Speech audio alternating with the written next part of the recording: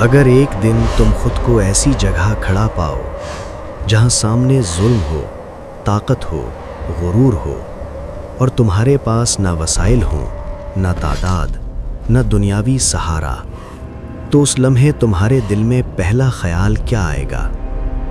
کیا تم یہ سوچو گے کہ حق سچا ہے اس لیے جیت اسی کی ہوگی، یا تم بھی وہی سوچو گے جو اکثر لوگ سوچتے ہیں کہ مقابلہ ممکن ہی نہیں؟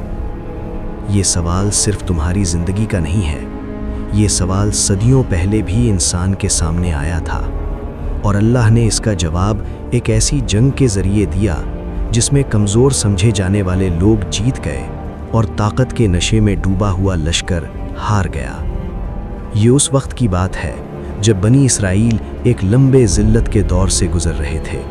ان پر ظلم تھا، ان کی زمینیں چھین لی گئی تھیں، ان کے فیصلے ان کے ہاتھ میں نہیں رہے تھے، ان کے بچے قید میں تھے، اور ان پر ایک طاقتور قوم مسلط تھی جس کا سردار جالوت تھا۔ جالوت صرف ایک نام نہیں تھا، وہ طاقت کی علامت تھا۔ وہ ایسا شخص تھا جو جنگوں میں پلا بڑھا تھا، جسمانی طور پر غیر معمولی طور پر مضبوط، بھاری زرہ، بھاری ہتھیار اور ایک تربیت یافتہ لشکر اس کے پیچھے کھڑا تھا۔ سب سے خطرناک چیز یہ تھی کہ اسے اپنی طاقت پر مکمل یقین تھا۔ اس کے نزدیک فتح کا معیار صرف ایک تھا کہ کون زیادہ طاقتور ہے۔ اس کے مقابلے میں بنی اسرائیل بکھرے ہوئے تھے، ڈرے ہوئے تھے، مایوس تھے، ان کے اندر حوصلہ باقی نہیں رہا تھا۔ اسی کمزوری کے عالم میں انہوں نے اللہ سے فریاد کی کہ ہمیں ایک رہنما عطا کیا جائے جو ہمیں اس ظلم سے نکالے اور ہمیں حق کے راستے پر کھڑا کرے۔ اللہ نے ان کی فریاد قبول کی، لیکن اللہ نے وہ رہنما نہیں دیا جس کی وہ توقع کر رہے تھے۔ اللہ نے ان کے لیے طالوت کو منتخب کیا۔ طالوت نہ کوئی بادشاہ تھا، نہ اس کے پاس دولت تھی، نہ اس کا خاندان مشہور تھا۔ جب لوگوں کو بتایا گیا کہ طالوت تمہارا رہنما ہوگا تو انہوں نے فوراً اعتراض کیا۔ انہوں نے کہا، یہ ہم پر کیسے حکومت کر سکتا ہے؟ اس کے پاس تو مال بھی نہیں اور ہم اس سے زیادہ حقدار ہیں۔ یہاں اصل بیماری ظاہر ہوئی۔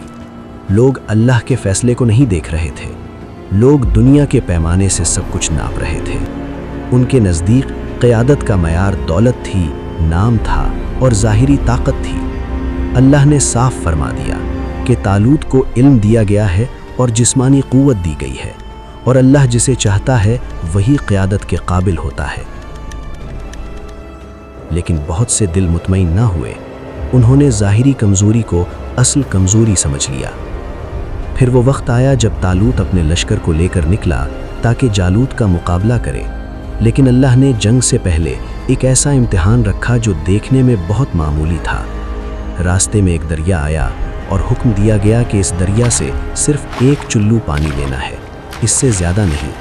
جو زیادہ پیے گا وہ میرے ساتھ نہیں چلے گا۔ یہ امتحان پانی کا نہیں تھا، یہ امتحان اطاعت کا تھا۔ یہ دیکھا جا رہا تھا کہ کون اللہ کے حکم کو اپنی خواہش پر ترجیح دیتا ہے۔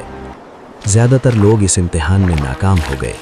پانی سامنے تھا، پیاس لگی تھی، نفس نے کہا کہ تھوڑا سا اور پینے میں کیا حرج ہے، اور یہی تھوڑا سا ان کو اللہ کے لشکر سے الگ کر گیا۔ لشکر مزید چھوٹا ہو گیا، کمزور نظر آنے لگا، یہاں تک کہ کچھ لوگ صاف کہنے لگے کہ اب مقابلہ ممکن نہیں۔ انہوں نے کہا کہ آج ہم جالوت اور اس کے لشکر کا سامنا نہیں کر سکتے۔ یہ وہ لمحہ تھا جہاں انسانی اندازے ختم ہو جاتے ہیں اور اللہ کا فیصلہ ظاہر ہونا شروع ہوتا ہے۔ قرآن بتاتا ہے کہ اہل ایمان نے سب سے پہلے اپنے ہتھیاروں پر نہیں بلکہ اللہ پر بھروسہ کیا۔ ان کی زبان پر غرور نہیں تھا بلکہ دعا تھی۔ انہوں نے کہا، اے ہمارے رب، ہم پر صبر نازل فرما، ہمارے قدم جما دے اور ہمیں ان منکروں پر غالب فرما۔ یہ دعا اس بات کی علامت تھی کہ اب معاملہ اللہ کے سپرد ہے۔ اسی لشکر میں ایک نوجوان بھی موجود تھا۔ وہ نہ کوئی سپہ سالار تھا، نہ کسی مشہور خاندان سے تھا۔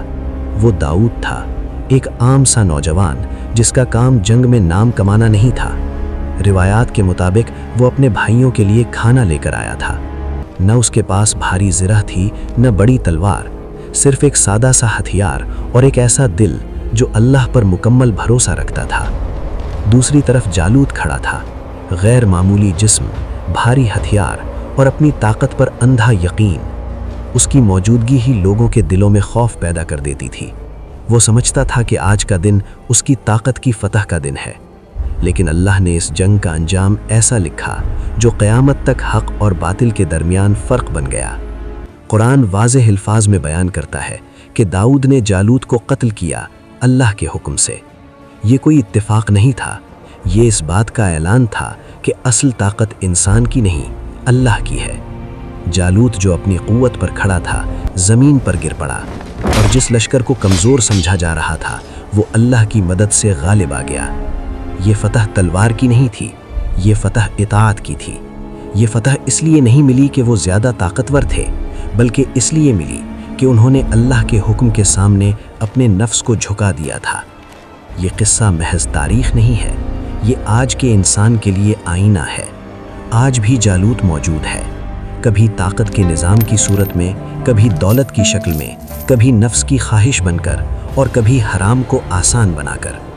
اور آج بھی اللہ ہمیں آزماتا ہے، کبھی چھوٹے فیصلوں میں، کبھی معمولی نظر آنے والے امتحان میں، اور ہم اکثر یہی کہتے ہیں کہ بس تھوڑا سا ہی تو ہے۔